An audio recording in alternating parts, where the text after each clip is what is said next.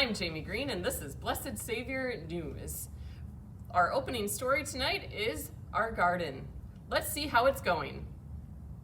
The sun's out, the rain's gone, vegetables are growing! Well, that wasn't very specific. Let's go live to the field for a more accurate update. Hi. Thank you, Jamie, for that introduction. I'm coming to you live from the rain barrel in the garden. But before we give you the garden update this week, let's head out to Dr. Zeke and get a check on the weather. It's hot out!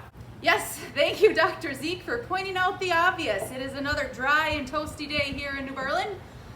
So when we first planted this garden, we thought, hey, we've got these barrels laying around church. Why don't we use them and collect the water that God provides and water our garden? Little did we know that since we've planted this garden, it has not rained a single day here at Blessed Savior. And our rain barrel is about as dry as Dr. Zeke's bones over there. Yikes! In all seriousness, folks, though, here is this week's garden update. So yes, even though it is a very toasty summer so far, the sun has shined brightly on all of our crops, and they are being watered and well taken care of us by us here at Blessed Savior. As you can see over here, our pumpkins are doing quite well. They are coming up strong, and hopefully this fall we'll have a nice strong crop in order for our kiddos to pick pumpkins again. Our watermelons still continue to come in nicely over here. And look here, folks, just a week ago from today, we measured these sunflowers to be right at my ankle bone. And now if we measure, they're about mid-calf. They are just taking off. And I want to make a correction.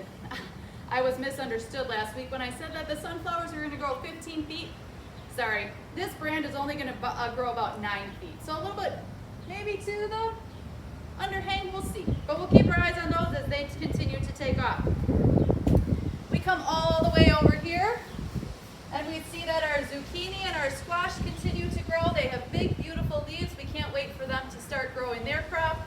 Our walking onions, who we were very worried about in the beginning because they weren't doing squat, have now sprouted and taken over the back row and are continuing to come in nicely over there. We are also very excited, which we'll get pictures of and get a close-up on. Our green peppers, there was a sneaky one in there that we didn't see last week, are coming in strong and growing nice and big. Tomatoes, they're about the second ring on the cage and continue to flower, so hopefully someday soon we'll be able to enjoy those as well. So that's that update. And now, take a journey with me. It probably shows just how ungreen thumb I am. But I thought, well, if we can grow this stuff back here and it's growing successfully, I've always been interested in the little videos that you see that say you can grow crops from things that you would probably just throw away as waste at home. Well, I did that. Last week, I had some celery and some lettuce, and I thought, I'll give it a shot. So here I cut off the bottoms that you're supposed to cut off and normally would just throw these away.